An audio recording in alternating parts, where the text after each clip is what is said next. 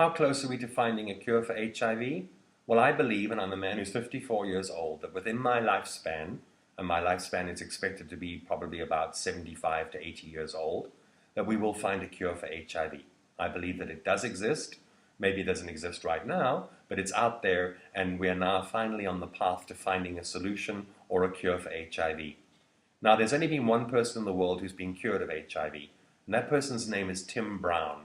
If you Google the Berlin patient, as in Berlin in Germany, the Berlin patient, you can read his story and how they essentially, through medical practices and procedures and using stem cell therapy, how they basically cured him of HIV.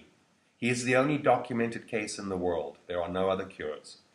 And while I'm talking about this, I want to talk about people's belief systems, because what we're noticing is in a lot of faith-based organizations, they are saying to people, put down your pills and prove your trust or your belief in your particular God or the person that you idolize. And if you believe in that individual, they're going to go ahead and they're going to cure you. So put down your pills, you don't need them anymore. Show your faith.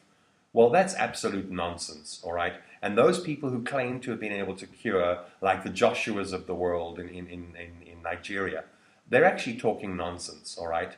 What happens, and I've said this before in an earlier video, and it's worthy of repeating again, when a person is in the final stages of their HIV infection, as I mentioned earlier, what we now know as AIDS, their body is not going to be producing antibodies against HIV. So if we were to, and all other diseases, it's not just HIV, but we're talking about HIV, so let's focus on that. If we were to test a person who is in the final stages of their disease, there is a strong possibility that they are going to test HIV negative. So these people who stand up and claim to have been to a faith healer or a traditional healer and they've been cured of HIV, or even worse yet, the pastor or the evangelist or the prophet or whatever they choose to call themselves claims to have healed somebody, the reality of that situation is that that person was probably HIV positive all along. They've now got to a point where their immune system has become so compromised because they've stopped taking their antiretroviral therapy that they now, if you were to test them, will test HIV negative. And that's what these false prophets are using as evidence that that person is now HIV positive. If a person believes that they have cured somebody, the only way we can prove that is for them to do a PCR test on that individual, where we test for viral load and we test for the presence of the virus. Now, if a person claims to have cured that disease, then they have to produce the PCR test, not an antibody test. They have to produce the PCR test to prove that that person was positive and now prove that they are negative. Only when they can supply that scientific evidence can we take their claims seriously. Now, looking at it from a religious perspective, I often believe that people were inspired to come up with the HIV test.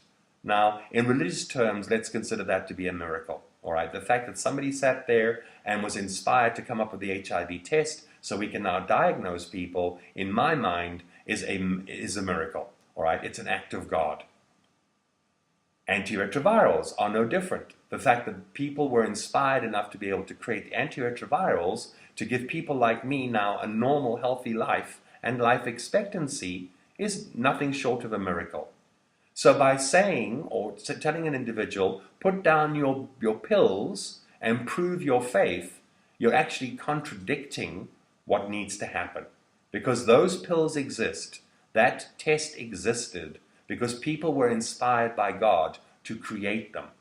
So why can you not do faith healing and antiretrovirals? Why can't we have the ministers of our churches blessing the antiretrovirals as a gift from God, as God's way of saying, I want you to have a family, I want you to have a normal life, I want you to have a career, I want you to be just like everybody else. So what I've done is I've inspired people to create the medication to help you stay alive. So by turning your back on the antiretrovirals, you're actually turning your back on God. So think about the consequences of that.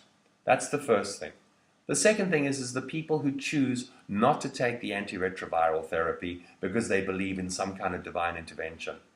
I want you to think of the consequences of what that means. You're not going to take your pills. Chances are you're going to die. What are the consequences on your family? What are the consequences in your community? Let's just look at your children, for example.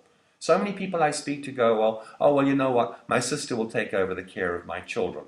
Well, chances are your sister is already suckling. She's already struggling. She's trying to raise her own 2 or 3 kids in her family. She's probably a single mom, or she's fortunate enough she's got a partner who's supporting her. But 9 times out of 10, it's one woman, 2 or 3 children. Now you, because you don't want to get tested, or because you don't want to go on the antiretrovirals, or you're going to use your faith as the vehicle to cure yourself of this disease, which is not curable at this particular point in time, you are now going to die and leave your 2 or 3 children for your sister to look after. Now, your sister doesn't have resources as it is. The fact that you're leaving her 3 more children is going to take those resources and stretch them even further. Do you really think that your sister or your brother or your family member or your granny or whomever is going to remember you once you're dead with great fondness? Chances are not. Chances are they're going to resent you because you've taken away the resources from their family or from their children, and you've now asked them to share those resources. So it's an incredibly selfish thing for you to do, not to go on treatment.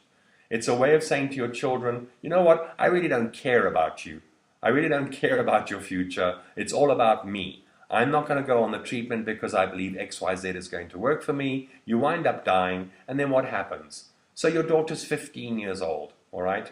What's she going to wind up doing? If she's not taken in by a family member and resented as a result of your actions, what's going to happen to her is she's going to be the local girl down at the local shebeen who's going to be offering men sex for a Zamalek or a Black Label and $20. And she's going to be having sex with them. What's going to happen to your son? Your son's going to want that cell phone, but because he doesn't have the resources to buy the cell phone, what he's going to wind up doing is he's going to wind up stealing it. So I'm going to be standing at an ATM machine, and suddenly there's this young kid with a gun against my head for the $20 in my pocket, my ATM machine card, and my cell phone. And chances are he may even kill me. Why? Simply because you chose not to get onto treatment. Simply because you said it was too inconvenient, or you were too scared, or whatever nonsense reason you've come up with not to take the medication is going to have a ripple effect. It is going to be your son that is contributing to the crime. It is going to be your daughter who is going to become a commercial sex worker because it's the only way to survive. And if those kids are left to family members, they're going to have a really hard time because the family members are going to resent those children based on your actions. So as the Bible says, the sons pay for the sins of the father. And that's exactly the scenario that you're creating. And the third thing I want you to think about is, by turning your back on treatment, something we know that is going to keep you alive, by turning your back on that treatment, you're turning your back on the opportunity to live. As a result of that, there are going to be consequences. You're turning your back on an opportunity to stay alive and raise your family, raise your children, have a long, happy life. And you know what? You can be there for your granddaughter's 21st birthday. You can walk her down the aisle. All of those things are possible. But if you turn your back on treatment, you're turning your back on an opportunity to stay alive.